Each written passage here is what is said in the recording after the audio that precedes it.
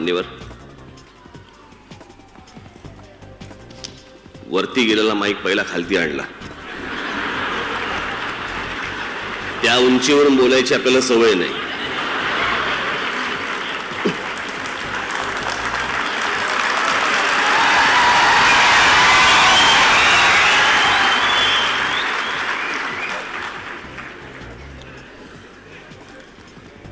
सगळे ऑन आहेत ना रे?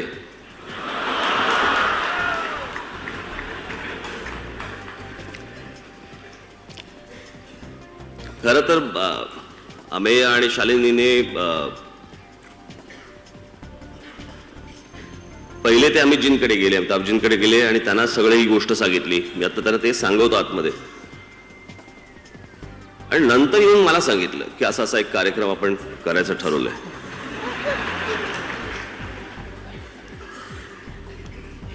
आणि त्यांनी मला सांगितलं, अमिताभजींनी हो म्हणून सांगितले. मी म्हटलं पक्षाचं राव सांगितलं ना.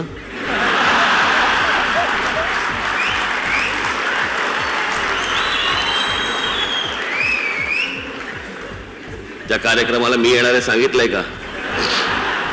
हो सांगितलं. म्हटलं मग मला तर यावंच लागेल. का उद्या जर समजा असं काही घडलं असतं आणि समजा अमिताभजी इथे आले असते तर ये कहां आ गए हम.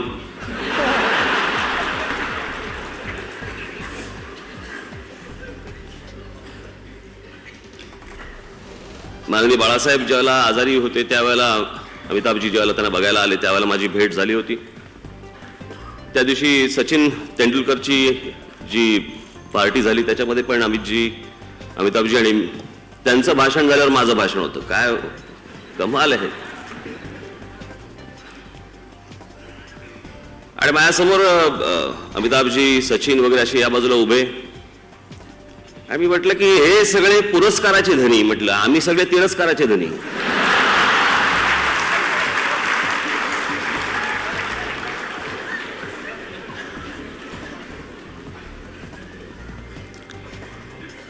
अमिताभजी आज या कार्यक्रमाला येत आहेत म्हटल्यानंतर मला अनेक पत्रकारांचे मला फोन आले.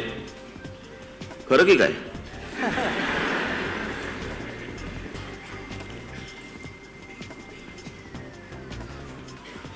माझ्या अनेक भाषणांमध्ये मी ही गोष्ट बोललो देखील आहे, सांगितली देखील आहे की गेल्या 100 वर्षामध्ये इतका महान मोठा अभिनेता या भारतामध्ये झाला नाही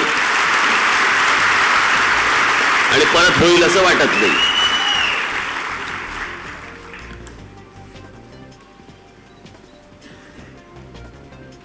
पर त्यावेळेला ज्या काही गोष्टी घडल्या होत्या त्या वैयक्तिक स्वरूपाची कुठचीच गोष्ट नव्हती. माझं आजही ते मत आहे. मी त्या गोष्टीवरती आजही ठाम आहे.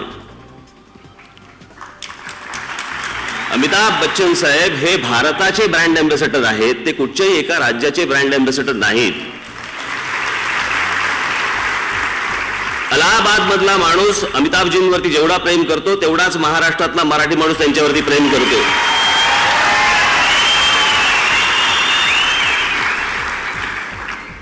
हा देश ज्यांच्यावरती प्रेम करतो. उद्या लता दीदी आहेत, सचिन तेंडुलकर आहेत, अमिताभ बच्चन साहेब आहेत. ही परमेश्वरांनी पाठवलेली माणसं.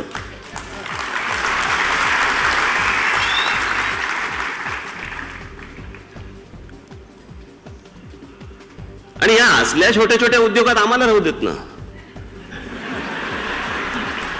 आपण या देशाची बाउंड्री तोडून जगभर गेलेले ही सर्व लोक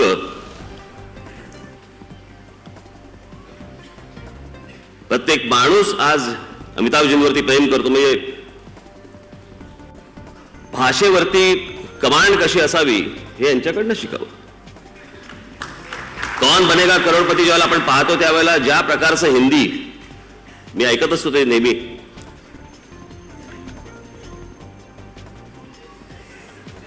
उत्तम हिंदी जर कोणाकडनं ऐकायचं, मी याच्या अगोदर ऐकलं होतं वाजपेयीजींचे, अमिताभजींचं, की हिंदी कसं असावं. नाही तर आपलं हिंदी आपण आत्ता आया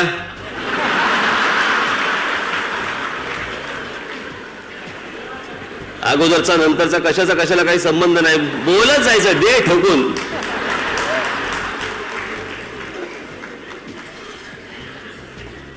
पण आज या कार्यक्रमाला अमिताभजी आवर्जून इथे आले.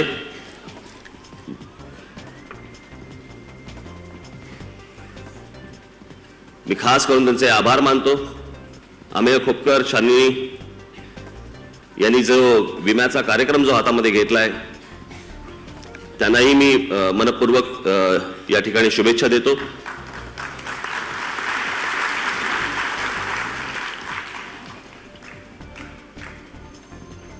इतर गोष्टींवरती जरी मी ठाम असलो तरी ज्या काही गोष्टी होत्या त्याच्याबद्दल फक्त मी एकच सांगेन, झालं गेलं गंगेला मिळालं.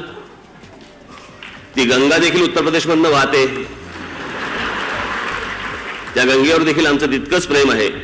आणि अमिताभजी आणि सर्व इथे चित्रपटसृष्टीतले जितके काही लोक आलेले आहेत आणि आपला आशीर्वाद या सर्व लोकांच्या मागे, आमच्या सगळ्यांच्या मागे असाच राहो एवढी एक प्रार्थना करतो. आणि आपण सगळेजण आजच्या कार्यक्रमाला सगळेजण आलात याबद्दल मी पुन्हा एकदा धन्यवाद देतो. जय हिंद, जय महाराष्ट्र.